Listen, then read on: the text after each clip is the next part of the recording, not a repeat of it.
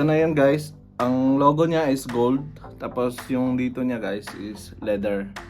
So hindi ito yung usual na sapatos ni Jordan, yung mga na-release na nung mga nakaraan. So ito ay tumataginting na 1,099 dirhams only, mga idol. So kung mahilig kayo sa mga sneakers, lalo na pag Jordan shoes, isa to sa mga the best na shoes guys. So ano pang hinihintay nyo? Bumili na kayo, baka maubusan kayo sa store.